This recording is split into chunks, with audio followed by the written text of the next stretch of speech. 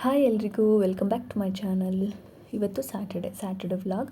ಇವತ್ತು June 21 yoga day ಆದ್ದರಿಂದ ಇವತ್ತು ಸ್ಪೆಷಲ್ ಅಂತಲೇ ಹೇಳ್ಬೋದು. ಸ್ವಲ್ಪ ಬೇಗ ಇದ್ದು ಎಲ್ಲ ಕೆಲಸನ ಮುಗಿಸ್ಕೊಂಡು ಯೋಗ ಮಾಡೋಣ ಅಂತ ಪ್ಲ್ಯಾನ್ ಮಾಡಿದ್ದೆ. ಆದರೆ ಇವತ್ತು ಸ್ಯಾಟರ್ಡೆ ವೀಕೆಂಡ್ ಆದ್ದರಿಂದ ಲೇಟಾಗಿ ಎಚ್ಚರ ಆಯಿತು.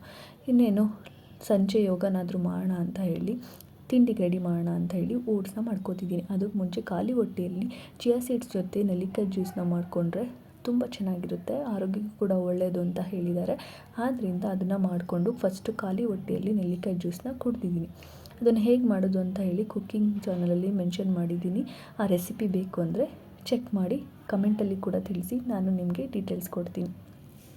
ಅದಾದ ನಂತರ ಓಟ್ಸ್ಗೆ ಸ್ವಲ್ಪ ಸ್ಮೂತಿಯಾಗಿ ಬರೋದಕ್ಕೆ ಅಂತ ಹೇಳಿ ನೀರನ್ನ ಹಾಕ್ಕೊಂಡು ಸ್ಮೂತ್ ಮಾಡ್ಕೋತಿದ್ದೀನಿ. ಹಾಲನ್ನ ಬಳಸ್ತಿಲ್ಲ.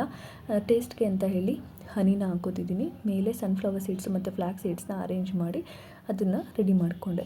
ಸ್ವಲ್ಪ ಮೊಸರನ್ನ ಸೈಡಲ್ಲಿ ಇಟ್ಕೊಂಡು ತಿಂಡಿ ಕೂಡ ಮುಗಿಸ್ಕೊಂಡೆ. ಇನ್ನೇನು 11:30 ಆಗಿತ್ತು. ಒಂದು ಬುಕ್ನ ಓದೋಣ ಅಂತ ಅಂದ್ಕೊಂಡೆ.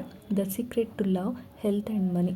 ಎಲ್ಲ ಕೆಲಸ ಮುಗಿಸಿ ಈ ನಾವೆಲ್ನ ಓದಬೇಕು ಅಂದ್ಕೊಂಡಿದ್ದೆ. ನಾವೆಲ್ನ ಹಾಗೆ ಓದಿದ್ರೆ ಚೆನ್ನಾಗಿರುತ್ತಾ, ಸ್ವಲ್ಪ ಟೀ ಕುಡ್ಕೊಂಡು ಓದಿದ್ರೆ ಚೆನ್ನಾಗಿರುತ್ತೆ ಅಂತ ಹೇಳಿ ಟೀನು ಮಾಡಿಕೊಂಡು ನಾವೆಲ್ನ ಓದ್ತಿದ್ದೀನಿ. ಸ್ವಲ್ಪ ಹೊತ್ತು ನಾವೆಲ್ನ ಕೂಡ ಮುಗಿಸಿ ನಂತರ ನೇಲ್ ಪಾಲಿಶ್ ಹಾಕೋಣ ಅಂತ ಮಾಡಿದೆ. ನೇಲ್ ಪಾಲಿಶ್ ಹಾಕ್ಕೊಂಡ್ರೆ ಹಾಗೇ ಚೆನ್ನಾಗಿರುತ್ತಾ, ಸ್ವಲ್ಪ ಆರ್ಟ್ ಮಾಡೋಣ ಅಂತ ಹೇಳಿ ನೇಲ್ ಆರ್ಟ್ ಕೂಡ ಮಾಡ್ಕೊಂಡಿದ್ದೀನಿ.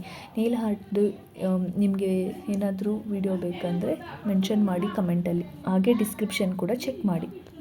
ಇಷ್ಟೆಲ್ಲ ಆದಮೇಲೆ ಚಿತ್ರಾನ್ನ ಗೊಜ್ಜಿತ್ತು ಮಧ್ಯಾಹ್ನ ಊಟಕ್ಕೆ. ಅದನ್ನೇ ಸ್ವಲ್ಪ ರೈಸ್ ಹಾಕ್ಕೊಂಡು ಕಲಿಸ್ಕೊಂಡು ತಿಂದ್ಕೊಂಡು ಸ್ವಲ್ಪ ಹೊತ್ತು ರೆಸ್ಟ್ ಮಾಡಿ ಸಂಜೆ ಒಂದು 5 ಗಂಟೆಯಿಂದ 6 ಗಂಟೆ ಒಳಗೆ ನಾನು ಯೋಗನ ಮಾಡಿಕೊಂಡೆ. ಯಾಕಂದರೆ 7:30 ವರ್ಷದೊಳಗೆ ಊಟ ಮಾಡಬೇಕಿತ್ತು. ಆದ್ದರಿಂದ 2 hours ಮುಂಚೆ ಯೋಗ ಪ್ರಾಣಾಯಾಮ ಎಲ್ಲ ಮುಗಿಸ್ಕೊಂಡು ರಾತ್ರಿ ಊಟನೂ ಮುಗಿಸಿ ಹಾಗೆ ಲೈಟಾಗಿ ಐಸ್ ಕ್ರೀಮ್ ತಿನ್ನೋಣ ಅಂತ ಹೇಳಿ ಪೋಲಾರ್ ಬಿಯರಿಂದ ಐಸ್ ಕ್ರೀಮ್ ಆರ್ಡರ್ ಮಾಡಿದ್ವಿ.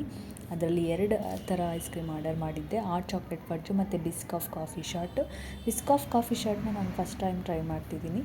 ಸೊ ಹೇಗಿರುತ್ತೆ ನೋಡೋಣ. ಸೊ ಇಷ್ಟ ಆಗಿತ್ತು ಇವತ್ತಿನ ದಿನ. Thank you.